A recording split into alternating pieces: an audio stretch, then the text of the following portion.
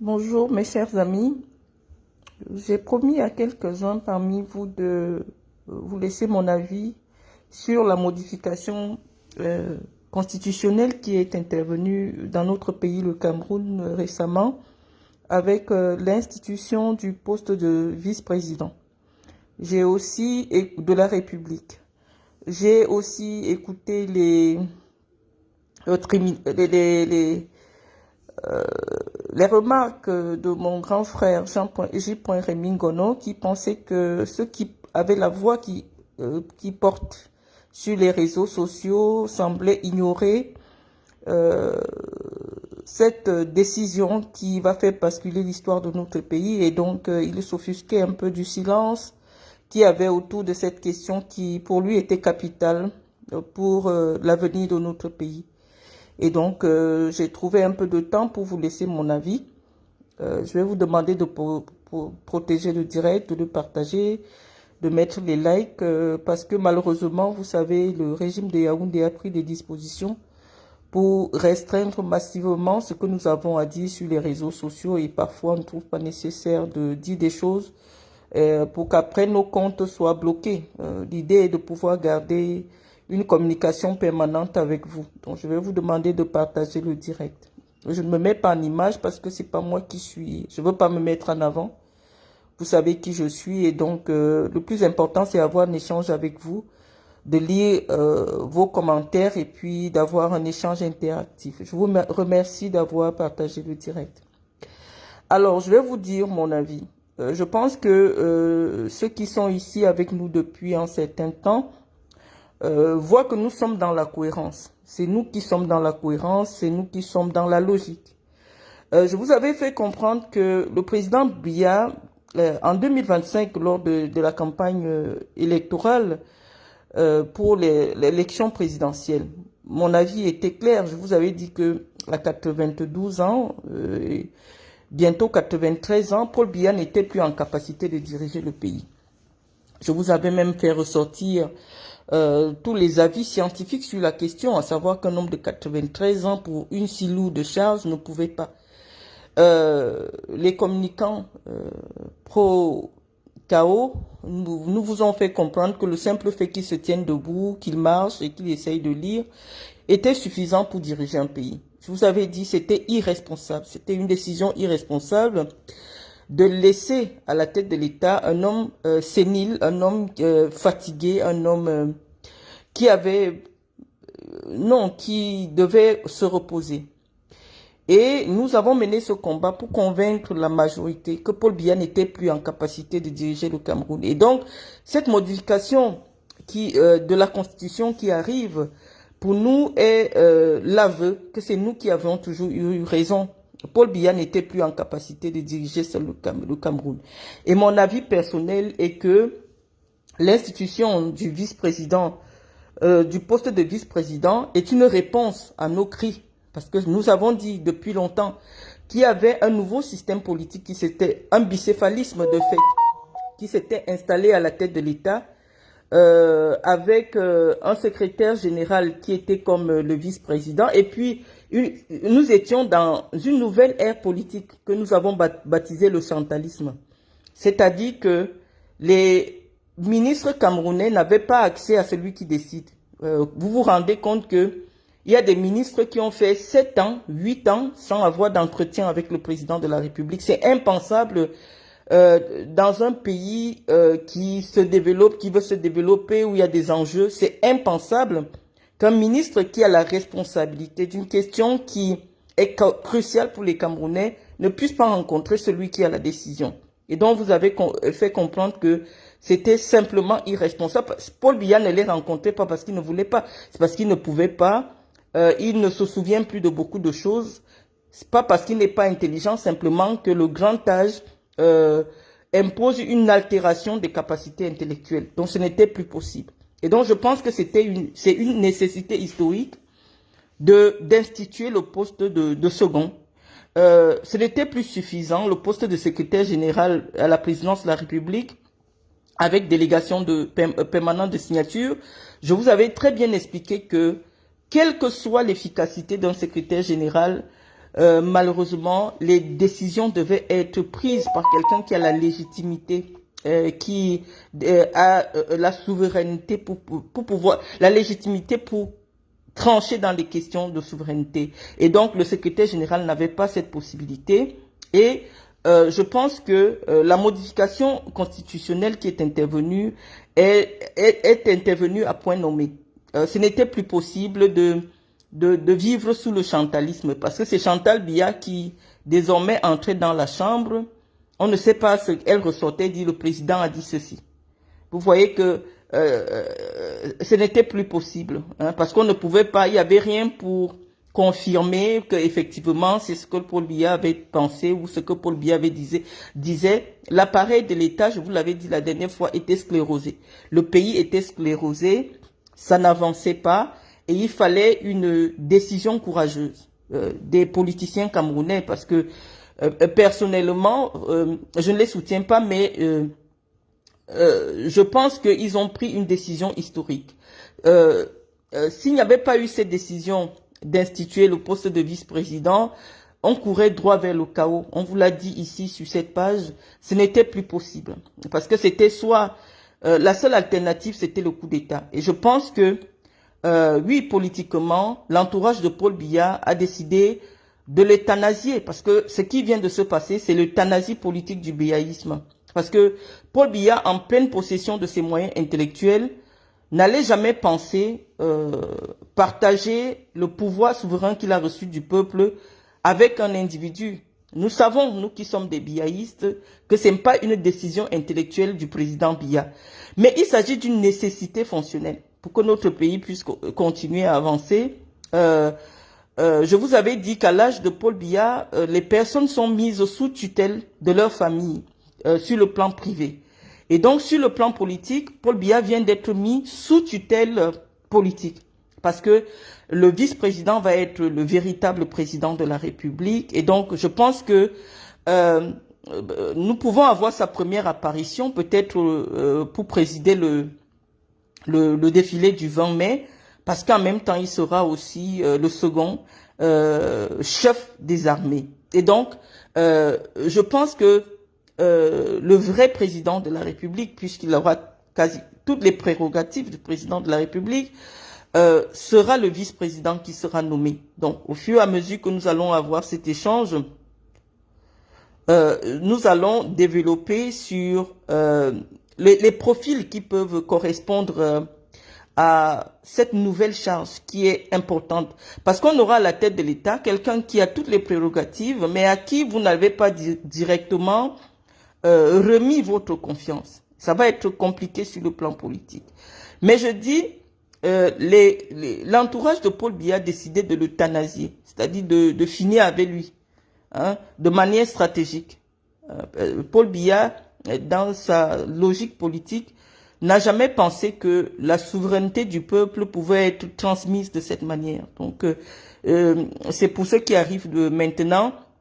Cette décision n'est pas une décision de Paul Biya, mais de l'entourage de Paul Biya qui constate que peut-être la fin n'est plus très loin, où Paul Biya, comme nous l'avons toujours dit ici, n'est plus en possession de toutes ses capacités intellectuelles, physiques et même spirituelles. Donc, je pense que c'est nous, dans cette bataille idéologique, nous venons de remporter une première victoire, qui est celle d'imposer au régime hyper présidentialiste de Biya le poste de vice-président de la République, qui augure déjà, qui commence à nous montrer que l'entourage de Paul Biya nous a suivis dans les analyses que nous menons ici depuis 2 ans, à savoir que Paul Biya n'était plus l'homme de la situation. Et donc, les amis, je vais arrêter un temps d'arrêt pour lire un peu et saluer les personnes qui sont là. Mireille Mpala, bonjour. Et donc, mes amis, je vous disais que l'euthanasie politique de Paul Biya nous fait comprendre que nous sommes en train d'entrer dans la 3e République. Nous venons d'assister avec ces modifications. Je voulais peut-être avoir, parce que je sais que cette page, il y a beaucoup de juristes, j'ai lu un texte très brillant du professeur Ona Félicité, la fille du feu professeur Joseph Ona, qui pensait que le Cameroun, ce système de vice-président est un système bâtard. Ma modeste réponse à l'endroit du professeur était que ce que nous assistons en 2026, eh bien, ce qui s'est passé en 1982. C'est-à-dire que les puissances occidentales qui ont beaucoup d'intérêt au Cameroun ont bien compris que Paul Biya, il ne pouvait plus avoir un échange constructif avec Paul Biya puisqu'intellectuellement, physiquement, Paul Biya est mort. Et donc, je pense que cette décision d'instituer un vice-président était une décision d'urgence des puissances étrangères. Parce que je vous ai dit, même lorsqu'un coup d'État est mené, parfois c'est des puissances étrangères qui ont beaucoup d'intérêt dans nos États qui financent, qui participent à renverser un régime. Et donc, je pense qu'il y avait l'épée de Damoclès sur la tête de l'entourage de Paul Biya. On leur a dit, soit ça se passe de cette manière, soit on ne va pas vous soutenir pour maintenir un régime moribond. Parce que actuellement, avant cette décision, ce qui se passait, c'était simplement un régime moribond. Quelque chose qui ne garantissait pas les intérêts des puissances étrangères, qui ne rassurait pas nos partenaires internationaux, et donc ce n'était plus possible de continuer dans cette logique.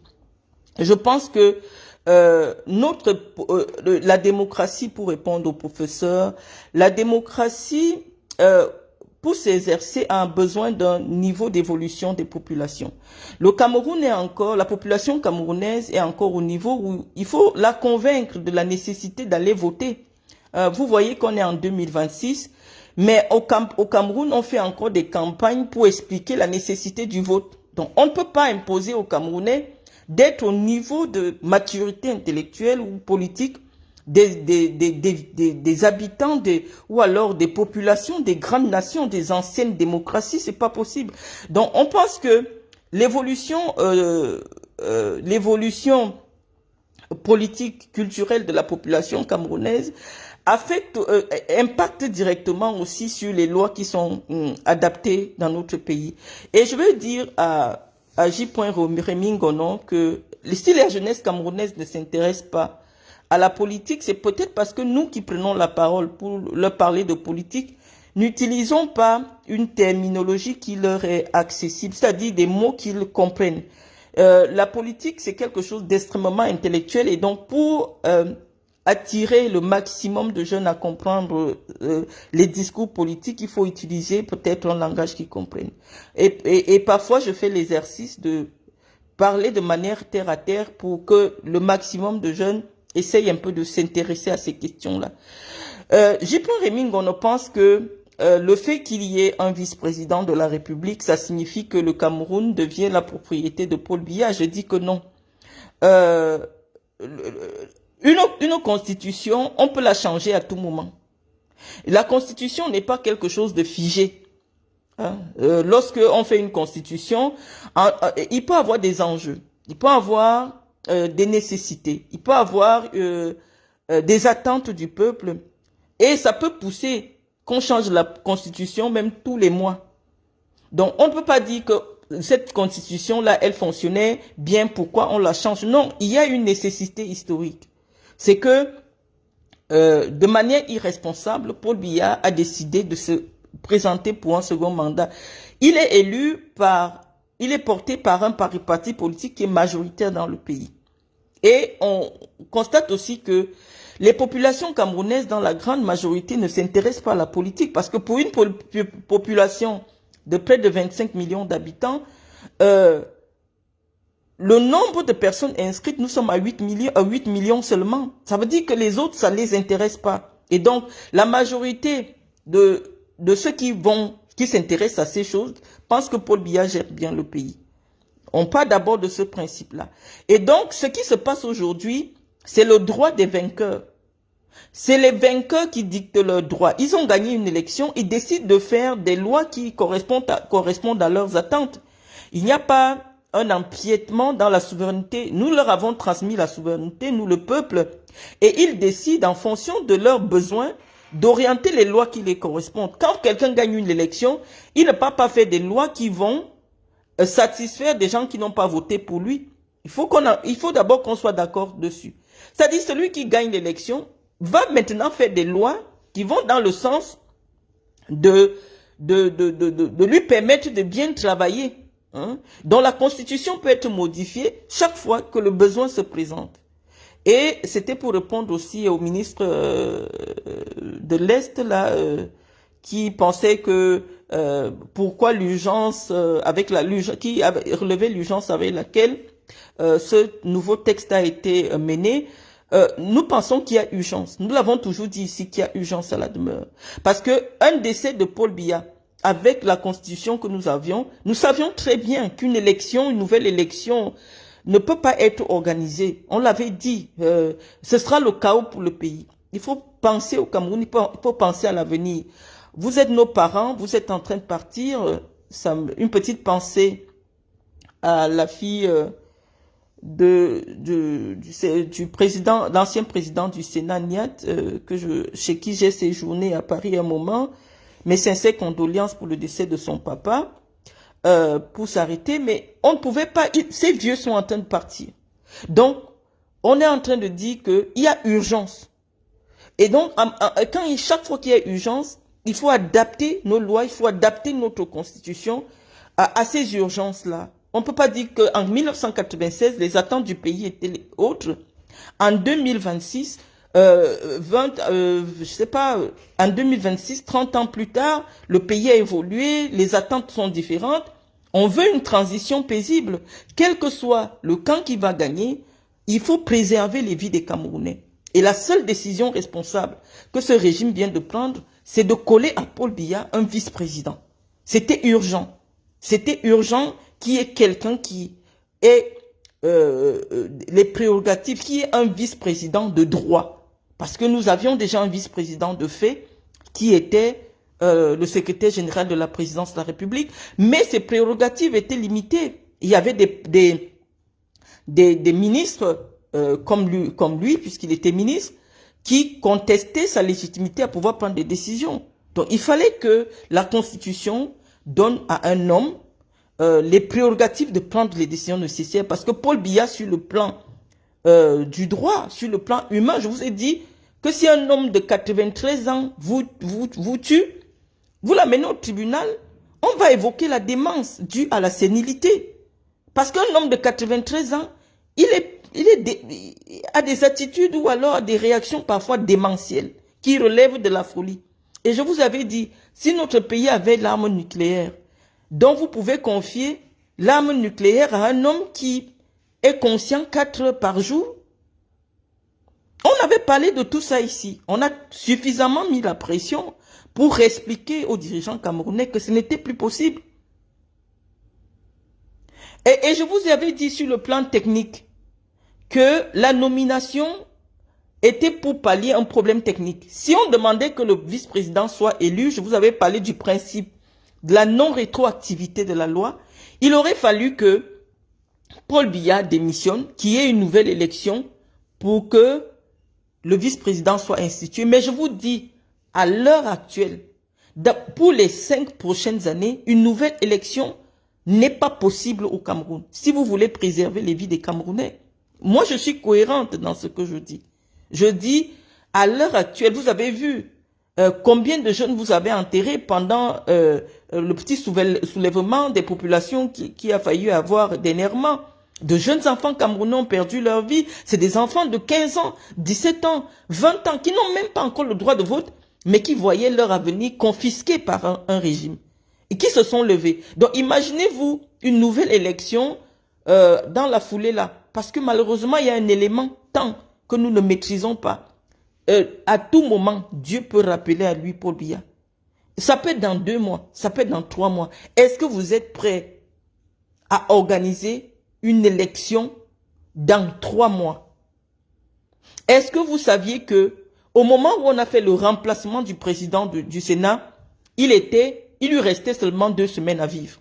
Vous voyez que c'était nécessaire ce remplacement-là.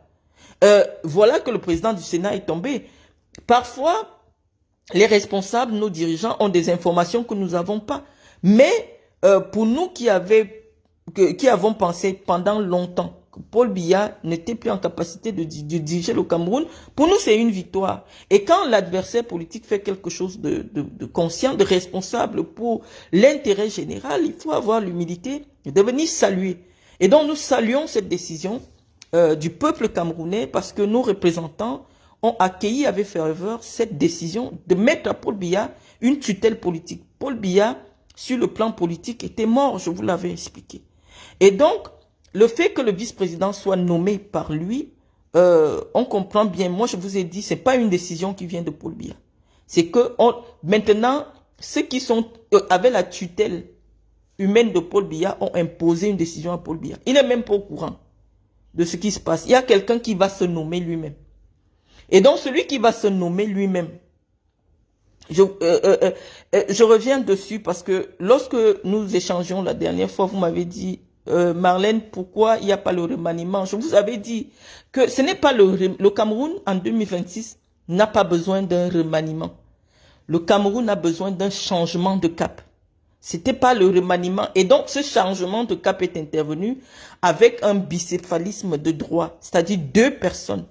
Une personne qui est là de manière honorifique et un vrai vice-président qui sera celui qui va vraiment être au charbon pour mener les chantiers, pour conduire les chantiers qui vont amener le Cameroun vers l'émergence en 2035. Donc, je pense que cette victoire, nous la méritons, nous devons la saluer, d'avoir convaincu la majorité que Paul Biya, en 2026, n'était plus l'homme de la situation. Je vous ai dit, la nomination n'est qu'une question technique pour ne pas que le vice-président, qui ait une nouvelle élection dans la foulée, parce que je vous ai dit, le Cameroun n'est pas prêt pour une nouvelle élection présidentielle dans les 5 prochaines années si on veut préserver les vies des Camerounais. C'était mon avis. Donc, c'est nécessaire que le vice-président soit nommé et ce vice-président-là va éventuellement nommer un gouvernement. Nous allons, dans la suite de notre échange, essayer un peu de questionner les profils, mais de manière cohérente. Si on restait dans la cohérence politique, celui qui fait office de vice-président depuis pratiquement plus d'une décennie, à savoir le ministre d'État Ngongo, était la personne la plus qualifiée sur les questions de l'État, sur les questions de la gestion de l'État, pour reprendre de manière logique ce poste. Mais si on veut rester sur le plan politique, si on veut rester sur le plan de la cohérence politique, je pense que à l'heure actuelle, une personnalité qui peut faire l'unanimité et celle pour laquelle nous nous sommes battus toujours depuis des années, à savoir Franck-Emmanuel Biya, pour rassembler la famille du biaïsme autour, pour la continuité. Parce que c'est une personnalité qui a déjà de nombreux jeunes qui adhèrent de manière officieuse à son projet. Et donc, si l'idée est l'idée c'est de continuer avec une certaine vision politique du président Biya, malgré la proximité familiale, nous pensons que Franck-Emmanuel Biya aujourd'hui, pour continuer, est la personnalité qui peut être nommée au poste de vice-président. Parce que le vice-président actuel n'a aucune légitimité partisane. Le vice-président doit être quelqu'un qui n'a pas la légitimité partisane pour conduire un mandat et éventuellement s'il veut se représenter, on ne sait pas. Donc, il nous faut un homme neuf au poste de vice-président. Un homme neuf, un homme neutre. Un homme neutre. Et je ne pense pas qu'aujourd'hui, l'exercice, la longévité de Ngongo au poste de secrétaire général lui a valu beaucoup d'ennemis au sein même du gouvernement qui vont tout faire pour s'aborder son travail si c'est lui qui était désigné vice-président de la République. Je pense que le poste de vice-président doit revenir à quelqu'un qui n'a jamais occupé un poste de responsabilité et à qui on ne peut pas imputer je veux dire, les 30 ans du régime de Biya, les 43, c'est-à-dire, on est tellement embrouillé qu'on veut même réduire le temps que Paul Biya passait à la tête de l'État. Non, c'est pas 30 ans que Paul Biya passait à la tête de l'État. Paul Biya a passé 43 ans et nous sommes dans la 44e année. C'est long, c'est difficile. Moi, je vois une lueur d'espoir pour la libération du peuple camerounais. Chers frères camerounais, nous devons accueillir avec beaucoup de ferveur cette décision. C'est le changement qui arrive. Ce sera un homme neuf, oui, qui va peut-être terminer le mandat de Paul Biya, ça c'est vrai. Mais quel que soit le cas, il devra se présenter à une élection parce que après le mandat il est de 7 ans, il reste 6 ans et quelques. Si Paul Biya était empêché ou du moins n'était plus en capacité ou alors la vacance au poste de président de la République était constatée dans les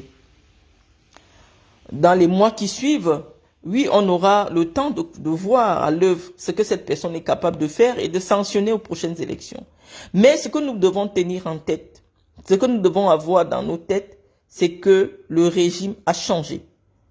Le régime a changé. Le changement que nous avons voulu est arrivé. Ce sera un Camerounais. Ce ne sera pas un Chinois qui sera vice-président. Et nous devons fonder tous nos espoirs sur la personnalité qui peut occuper ce poste. J'ai entendu les gens dire que normalement, on devrait prévoir que ce poste revienne à un anglophone. Je vous dis, mon avis, c'est non. Mon avis, c'est que les récompenses politiques, en politique, lorsqu'il y a eu une élection, les récompenses politiques reviennent à aux personnes qui ont travaillé. C'est pour cela qu'il y a eu des frustrations dans le RDPC. C'est-à-dire que la région du Nord-Ouest n'a pas voté le président Biya. La région du Sud-Ouest n'a pas voté pour le président Biya. Et pourquoi? Parce qu'on veut accommoder une région, on décide que le vice-président de la République vienne d'une région qui a rejeté l'offre Biya. Ça n'a pas de sens sur le plan politique. Ça n'a pas de sens sur le plan politique. On récompense les régions qui se sont manifestées à 100%, 90%, qui soutiennent le régime, qui ont soutenu Paul Biya pendant 43 ans. Et dans cette course-là, il y a trois grandes régions qui ont démontré leur fidélité infaillible. Il y a la région du Sud, il y a la région du Centre, il y a la région de l'Est. Et donc forcément, le moment est venu, parce que ce sont des régions qui ont été oubliées, qui ont été négligées, qui ont été sacrifiées. Ah bah c'est le moment de cette récompense politique, parce que ils récupèrent le pouvoir de leurs frères. Paul Biya ne sera plus président. Il sera président je veux dire, honorifique. Mais ces trois régions qui ont offert un score retentissant au renouveau doivent être récompensées. C'est mon avis, c'est de la politique. C'est de la politique. Donc, le vice-président, forcément, parce que c'est lui qui va récupérer, il récupère le mandat de Paul Biya, doit être originaire de ces trois grandes régions qui ont démontré une fidélité sans faille au président Biya. Et donc, si le président Biya veut rester cohérent, ou est-ce qu'on peut demander la cohérence à quelqu'un qui est incohérent? Non. Nous savons simplement que celui qui sera vice-président, c'est lui qui a utilisé Paul Biya comme un cheval de Troie pour prendre le pouvoir. Parce que lorsque la candidature de Paul Biya avait été présentée, nous avions dit que ce n'est pas Paul Biya qui se présente, c'est un système qui veut prendre le pouvoir, qui veut utiliser Paul Biya, le capital sympathie que Paul Biya jouit auprès de l'opinion pour faire croire que c'est Paul Biya qui pose la candidature. Nous avons été toujours cohérents et l'histoire nous donne raison, à savoir que Paul Biya ne voulait plus d'un mandat. Paul Biya est fatigué, il ne sait plus rien du Cameroun, même ses propres enfants, il ne les reconnaît plus. Donc celui qui va être nommé là, c'est lui qui a préparé la candidature. C'est lui qui est président du Cameroun depuis au moins 5 ou 10 ans. Donc, c'est sans surprise. Et ces personnalités, je vous ai dit, elles sont au nombre de 2. Franck-Emmanuel Biya, qui est devenu le conseiller très proche de son père, qui, sans avoir une fonction officielle, qui tranche, qui essaye de jouer les intermédiaires, dont la vie est requise dans toutes les questions importantes du pays. Et puis, il y a le secrétaire général de la présidence de la République, Ferdinand Ngongo, qui est l'opérationnel, qui est le ministre opérationnel, qui fait tout le travail qui était normalement réservé pour le président de la République. Donc, en temps normal, ce poste devait revenir à ces 2 personnalités-là. Mais je vous ai dit, mon choix de droit, c'est le Ferdinand Ngongo. Mais politiquement, Ferdinand Ngongo ne pourra pas prospérer parce qu'il a trop d'ennemis. Il va terminer le mandat, mais comment il va faire pour rassembler la famille Biya pour la nouvelle élection? Parce que l'idée est toujours que le RDPC soit toujours au pouvoir. Comment il va faire? C'est ça le problème. Parce que si Ngongo devient vice-président, à la prochaine élection, il ne passe pas. Le RDPC perd les élections. Il ne passe pas parce que les gens qui ont travaillé avec Paul Biya vont travailler pour que Ngongo échoue. Parce que le poste que Ngongo a occupé pendant de longues années, c'est un poste qui vous attire trop d'ennemis. Donc, Ngongo a occupé un poste qu'on donne aux gens qu'on sacrifie politiquement. Ça dit que Paul Biya a décidé de sacrifier Ngongo.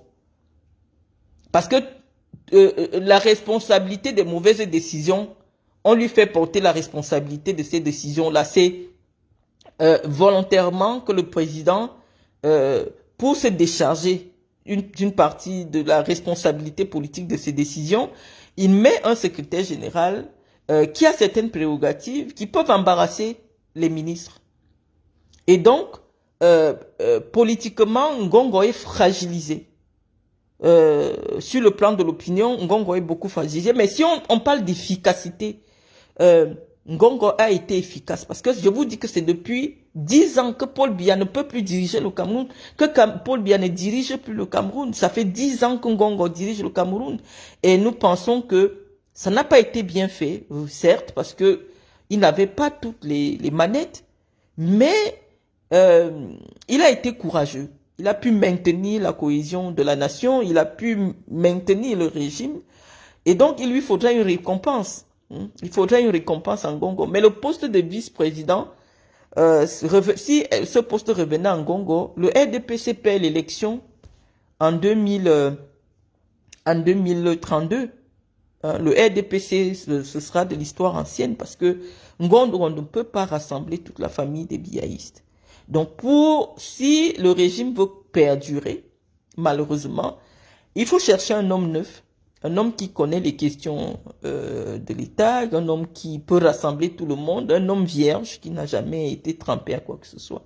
Et cette virginité politique, fort heureusement, elle revient à Franck-Emmanuel Biya, dont les Camerounais sont aujourd'hui convaincus que malgré son patronyme, a une certaine efficacité, a une certaine vision, parce que on sait que dans l'ombre, depuis au moins 5 ans, c'est lui qui dirige le Cameroun. Donc, bon, je vais maintenant lire les insultes. Cette femme de Mvutu. Ouais, mes frères, pourquoi vous m'insultez? Vous me demandez mon avis, je vous le donne. De manière, comment dire, pédagogique. Je viens vous donner mon avis. Vous venez m'insulter. Je vous dis que le président de l'Assemblée nationale est déjà de la région de l'Ouest qui a soutenu Paul Biya. À 46%. On leur a donné quand même l'Assemblée nationale. Le président du Sénat, qui est la deuxième personnalité du pays, est déjà du grand bloc du Nord. Donc, les autres postes-là, mes frères, ne venez plus bagarrer. C'est-à-dire qu'il y aura toujours un premier ministre. Parce que le vice-président de la République ne va pas coordonner l'action gouvernementale. Ce ne sera pas son rôle. Donc forcément, le poste de Premier ministre ne va pas disparaître. Et je vous dis que rien ne vous empêche de changer la Constitution, parce que moi je suis sûr, vu la complexité de cette nouvelle, de ce nouveau poste, le prochain président va enlever le poste de vice-président. Donc pour moi, je ne m'inquiète pas. Je sais que ce n'est pas une histoire qui va durer pendant plus de 5 ans. Cette histoire de vice-président, c'est pour ça que intellectuellement, moi, ça ne me choque pas. Parce que je sais que c'est une nécessité, c'est quelque chose que personnellement, j'ai demandé. Donc, c'est en cohérence avec mes idées. Donc, je ne vais pas venir cracher sur ce que moi je dis depuis 2 ou 3 ans. Ça n'a pas de sens. J'ai comme l'impression que ceux qui dirigent le Cameroun sont branchés à ma page. C'est moi qui dis que Paul Biya ne peut plus. Et ça m'a valu l'exil. Ça m'a valu que je sois persécuté, pourchassé à travers le monde. C'est moi qui suis dans la cohérence. Moi, je ne suis pas dans l'émotion. Donc, je ne vais pas venir cracher quand il y a des décisions qui rejoignent ma vision intellectuelle. Je ne vais pas venir cracher dessus. On dirait qu'aujourd'hui, je suis comme l'idéologue d'une certaine majorité. C'est moi qui dis que Paul Biya ne peut plus. Donc pourquoi je vais venir dire non? Et de manière stratégique, on est en train de chasser Paul Biya du pouvoir. Je vous dis que Paul Biya, avec tous ses moyens intellectuels, ne peut pas accepter ce qui vient. On vient d'euthanasier Paul Biya. C'est-à-dire que quand tu as ton chien, tu sais qu'il est vieux, au lieu de prendre le couteau pour trancher son cou, tu l'amènes chez le médecin, le vétérinaire, on lui injecte un truc qui fait qu'il meurt à petit feu. Et c'est ce qui vient de se passer avec cette décision. Les gars ont décidé d'euthanasier Paul Biya. C'est fini pour Paul Biya là. C'est fini. Ils vont le mettre en quarantaine, il va rester au village là-bas. C'est fini pour Paul Biya. On dit, allez vous reposer au village. Ce qui vient de se passer, c'est la même chose qui a été imposée à Mugabe, mais de manière plus intelligente, parce que les Camerounais, c'est des intellectuels. C'est-à-dire, ils ont sorti un Cora à Paul Biya. Paul Biya n'est pas conscient de ce qui est en train de lui arriver. Les gars ont arraché le pouvoir de force entre les mains de Paul Biya. Et comme moi, je suis dans cette mouvance intellectuelle, pourquoi je vais venir cracher sur eux? Je ne vais pas cracher sur eux parce que je sais que les gars ont pris. Maintenant, on attend seulement la tête de celui qui a pris. C'est tout parce que je sais que c'est fini. Paul Biya va vivre 360 jours par an en Vomeka. Il ne va plus monter. On va dire qu'allez vous reposer. De manière stratégique, les gars ont fait le coup d'état scientifique. C'est fini. Et c'est passé propre. Donc ça ne sert plus à rien. Ne vous attaquez plus à Paul Biya. Paul Biya est président honorifique du Cameroun. Même le défilé. Parce que pourquoi on n'est pas un homme qui vient s'écouler, qui fait pipi sur lui pendant le défilé, on va dire au président, restez en Vomeka. Le vice-président va vous représenter au défilé. Vous n'allez plus voir Paul Biya. Parce que humainement, on ne trimballe pas un homme de 93 ans partout dans... Non, Paul Biya, je pense que le vice-président va faire ses premières sorties avec l'arrivée du pape, avec le défilé du 20 mai qui arrive. Donc, dans pas très longtemps, oui, on aura l'homme fort qui vient de prendre le pouvoir en vrai. Parce qu'il y a eu le coup d'état scientifique. Scientifique veut dire que les gars ont utilisé la science pour enlever le pouvoir entre les mains de Paul Biya. Et c'est fait, c'est fini. Mais je sais que ça ne va pas, c'est pas une disposition constitutionnelle qui va prospérer dans le temps. Parce que c'est la porte ouverte à tous les emplois, à une instabilité politique au Cameroun. On ne peut pas avoir à la tête de l'État quelqu'un qui va se mouiller pour être élu. Et dès qu'il est élu, il nomme quelqu'un qui va lui pourrir la vie ou bien qui va... Ça peut aller loin jusqu'aux empoisonnements, parce que la stabilité de l'État reposait sur le fait que même si le président meurt, vous partez aux élections. Vous partez quand même aux élections. Il y a une nouvelle élection. Mais avec cette nouvelle disposition constitutionnelle, quelqu'un est élu. Il nomme quelqu'un qui a à 95%, 99% le même pouvoir que lui. Et qui peut continuer le mandat. Non, mais il y aura les coups d'État chaque fois. Les gens vont empoisonner le président, les gens vont fragiliser le président, parce que malheureusement, le président devient fragile. Lui, il se bat politiquement, il prend un mandat.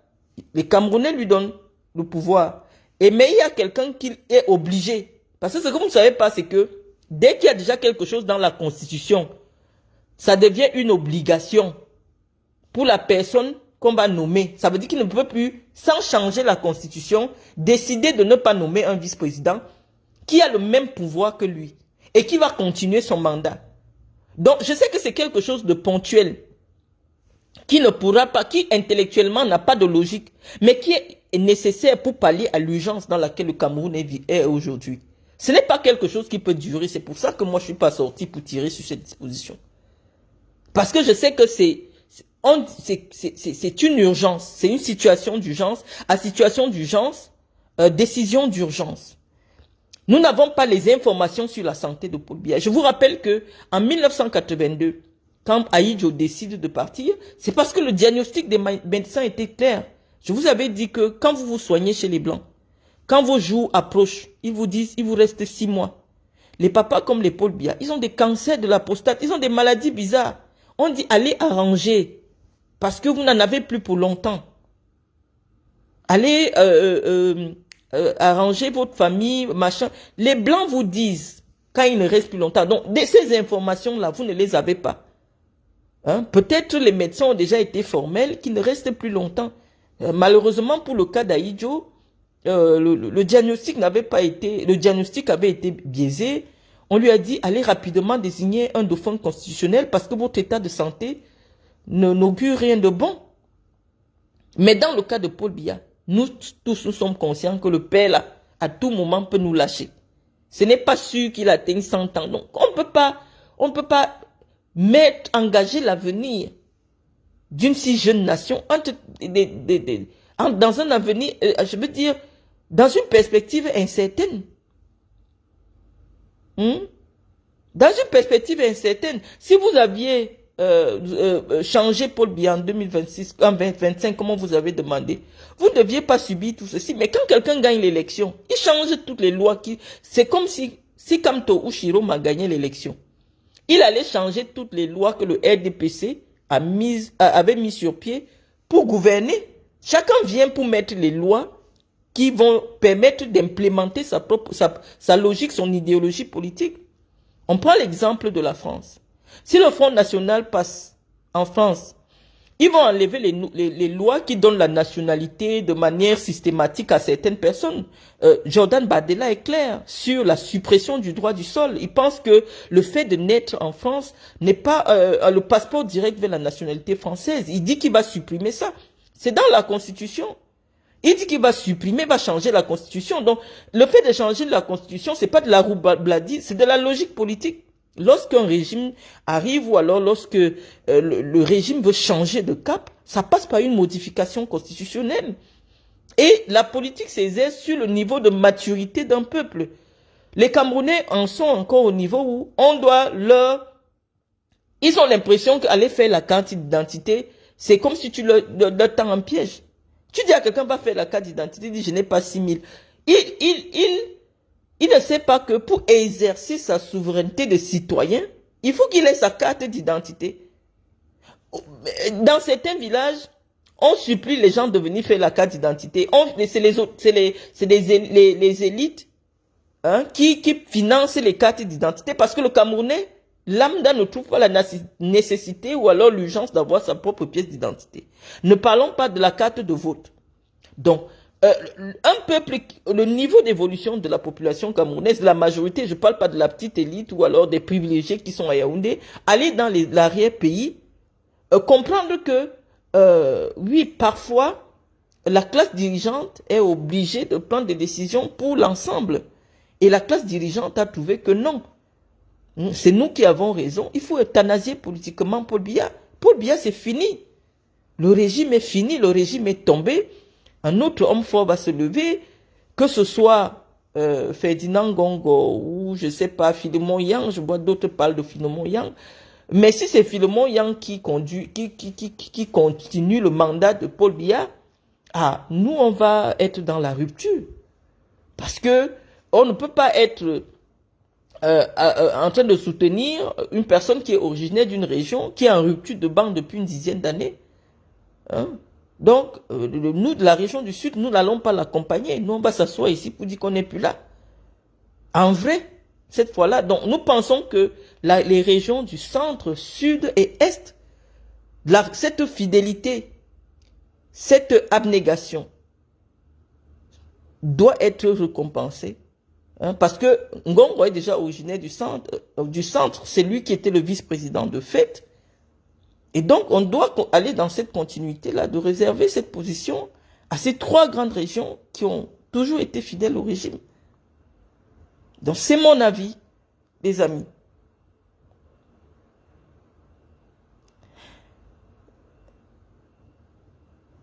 Rémi Ngono a fait un décryptage de ton feu papa hier, mais je ne suis pas une opportuniste, les amis, je suis une intellectuelle. Je vous dis, moi, ma tête, elle est mise à prix. Je suis une intellectuelle qui dit des choses parfois que vous ne pouvez pas comprendre. Moi, je reste cohérente. Et je dis, je suis l'idéologue de plusieurs. Il y en a qui sont dans le noir, qui m'écoutent, et qui disent que je ne me trompe pas. Je me trompe difficilement. Je ne suis pas une super... non. Dieu m'a donné un don. J'ai un cerveau très éclairé. Quand je dis quelque chose, c'est difficile de me contredire. Voilà. Soit je me tais, je reste dans mon coin, soit quand je prends la peine d'ouvrir ma bouche, ce que je dis tout le temps, c'est pas de l'opportunisme. Est-ce que moi j'attends une nomination? Je dis simplement que pour rester cohérent, pour la protection, pour la sauvegarde des intérêts supérieurs de l'État, on doit permettre à la région du centre ou à la région du sud ou à celle de l'est de maintenir cette position qui est la leur. Elle était de fait, mais maintenant elle est de droit. Elle était de fait puisque depuis près de 20 ans, les secrétaires généraux de la présidence sont originaires. Pourquoi ça ne vous posait pas un problème? On vous dit quelqu'un qui a la signature du président, ça ne se fait nulle part ailleurs dans le monde. C'était le cas au Cameroun. On va parler de Jean-Marie Atanamebara. On va parler comment on l'appelle? On va parler de Ngongo. Ils étaient originaires de la région du centre. Ils avaient la signature de Paul Biya. On s'est dit qu'on dépouille le secrétaire général de tout ce que le secrétaire général faisait. Et ça devient le rôle du vice-président. Mais ça rentre dans la Constitution maintenant. Ça veut dire que ces décisions seront opposables au ministre. Or, avant, pour que Ngongo prenne une décision, il fallait d'abord qu'il écrive que sur très haute instruction, certains collaborateurs de Paul Biya, notamment le ministre d'État, qui a été lui aussi un secrétaire général, parfois il disait que non, moi je ne reconnais pas, donc je ne fais pas. Paul Biya ne dit pas comme ça, Paul Biya ne parle pas comme ça. Mais nous qui sommes des biaïstes, nous savons que cette décision d'instituer un vice-président ne peut pas être le fruit, ne vient pas de Paul Biya. Ce n'est pas la logique de Paul Biya. Paul Biya a toujours respecté les institutions. Paul Biya respecte la souveraineté de l'État. En aucun moment, Paul Biya ne pouvait prendre cette décision-là. Donc cette décision ne vient pas de Paul Biya. C'est bien la preuve que Paul Biya politiquement est mort. Et aujourd'hui, malheureusement, la classe dirigeante vient pour sauver les meubles. Et c'est une décision courageuse. C'est une décision que personnellement je salue parce que elle rencontre tout notre combat depuis pratiquement 3 ans où nous pensons que Paul Biya doit désormais faire partie de notre passé. Paul Biya n'est pas un homme de notre temps. Paul Biya ne comprend pas les enjeux de notre temps. Je n'ai pas parlé des boulous ici. Je dis, le pouvoir, ça se repartit. Il y a un respect de l'équilibre, des équilibres, un respect des... En fait, le maintien de la paix au Cameroun repose sur le respect des équilibres. Il faut toujours m'écouter tout le temps. Je dis que la stabilité relative qui est au Cameroun repose sur le respect des équilibres. Lorsqu'on voit que le Sénat est déjà à l'ouest, le Grand Ouest.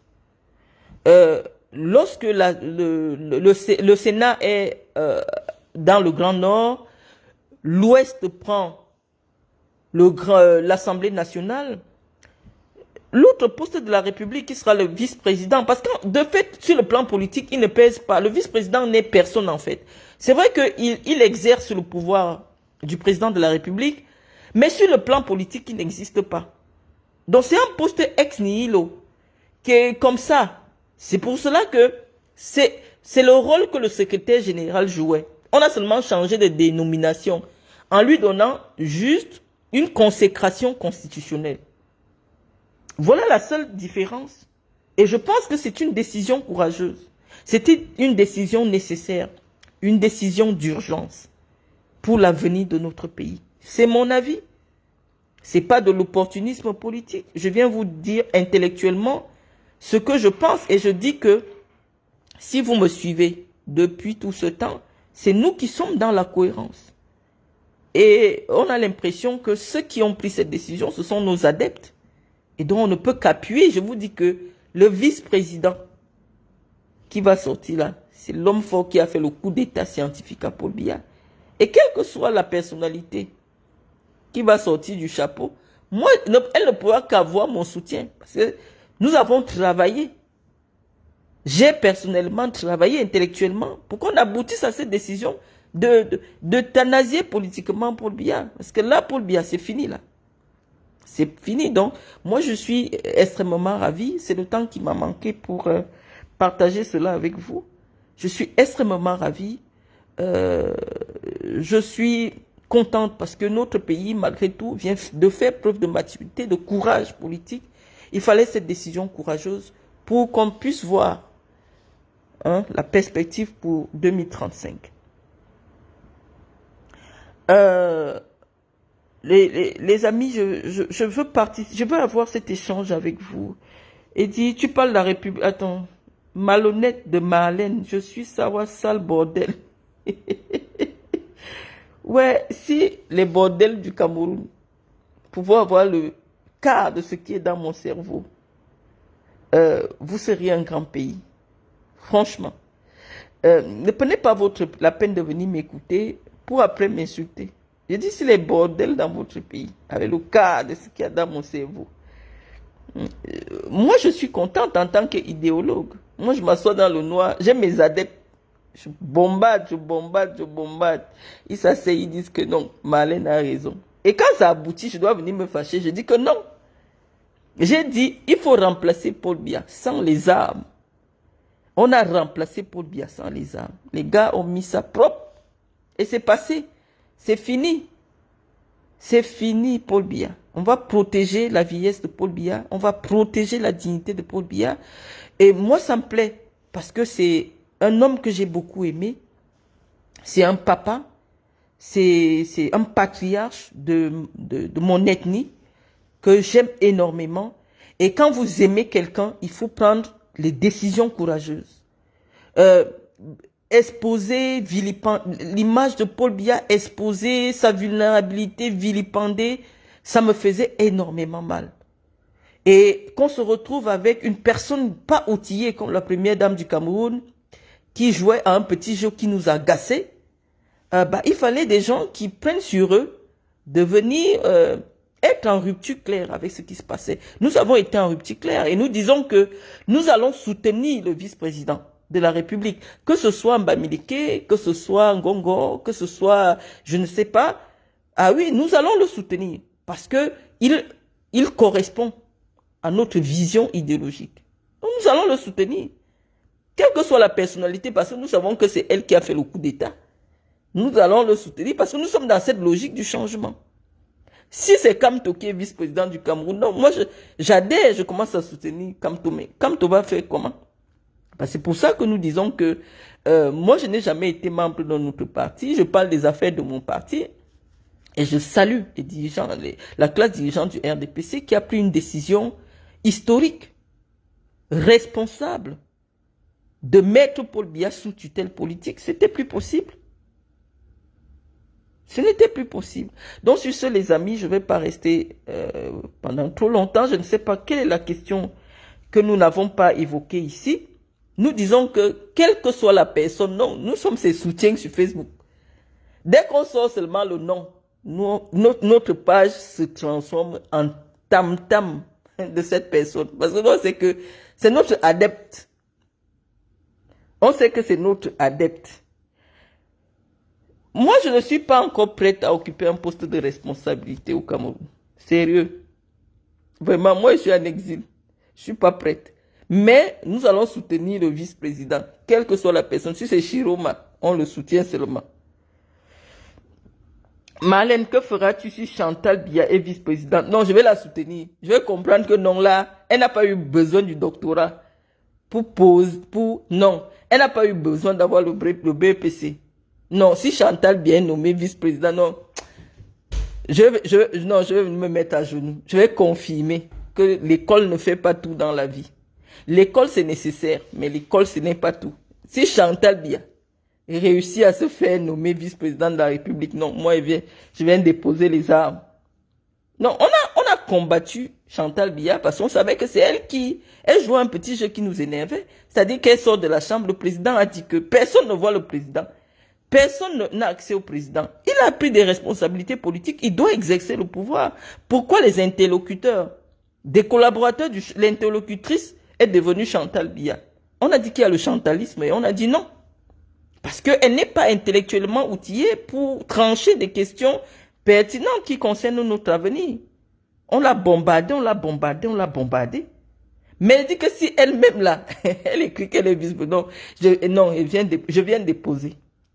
Je viens déposer, je vais confirmer. Parce que parfois,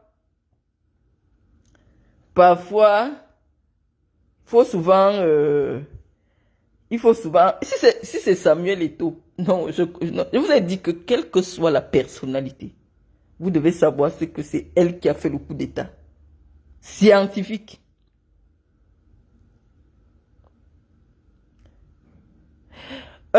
Tu dis que tu deviens versatile. Je vous dis que on vous enseigne ça en philosophie. Philosopher est un questionnement permanent, une remise en question permanente. Les idées intellectuelles ne sont pas statiques. Ce n'est pas parce que lorsqu'on a commencé à rechercher la forme de la Terre, on a trouvé que la Terre était plate. Il y a quelqu'un qui est venu dire non. En fonction de ceci, en fonction de ceci, en fonction de ceci, je pense que la Terre est ronde.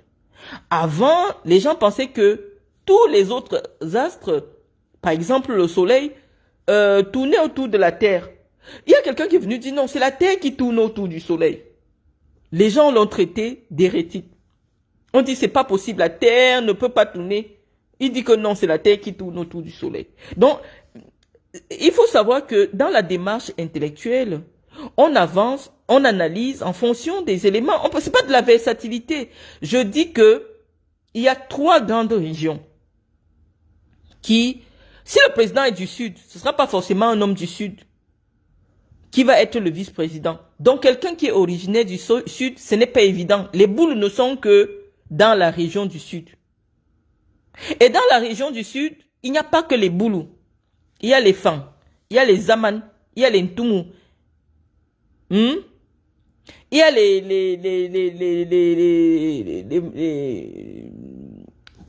comment on les appelle, les Mabeya. Et de Kribi, toutes les ethnies de Kribi, les tribus de Kribi, les clans de Kribi que je ne connais pas. Donc, quand on dit la région du Sud, c'est pas forcément un Boulou. Si Paul Biya est déjà Boulou, le vice-président ne peut pas être un Boulou. Donc, ce n'est que clair. Mais quand on dit la région du Sud, il y a des gens à Kribi qui sont de la région du Sud, mais qui ne sont pas de l'ethnie Boulou. Et dans la région du centre, ce n'est pas que les Ewondo. La région du centre, c'est les Bafia. La région du centre, c'est les Eton. La région du centre même, c'est les Bassa. Donc si vous voyez un Bassa, vice-président, et je vous dis, il est dans la région du centre, vous allez dire non. Et on parle de la région de l'Est. Moi, je suis Boulou, mais je ne comprends aucune langue de la région de l'Est. Qu'est-ce que j'ai à voir en commun avec des gens de la région de l'Est? Si je pense que il est aujourd'hui important que cette région qui a toujours été oubliée, la région de l'Est, puisse occuper un poste de responsabilité important dans la République. Parce que depuis 43 ans, cette région a été fidèle. Cette région a soutenu le régime, mais il n'y a jamais eu un retour d'ascenseur significatif. Donc la région de l'Est peut aujourd'hui valablement réclamer que la République, ou que le régime, ou que le biaïsme lui fasse un retour d'ascenseur efficient. Ils ont toujours occupé des postes de second, des postes pas très importants. Donc je pense que c'est mon avis politique. Pour sauvegarder la famille du biaïsme, peut-être qu'il serait temps qu'un ressortissant de la région de l'Est puisse valablement occuper un poste de premier plan dans l'appareil de l'État. Pourquoi pas? C'est mon avis. Je pense que quand on fait de la politique, il faut essayer de manager tout le monde. Quand je dis le Sud, c'est pas forcément les Boulous. Les Boulous, c'est un petit cas. Bon, je vais vous laisser les amis. Ma batterie n'est plus très en accord avec moi. Je vous souhaite un bon dimanche. J'espère que ce que je vous ai dit va vous aider. À très bientôt.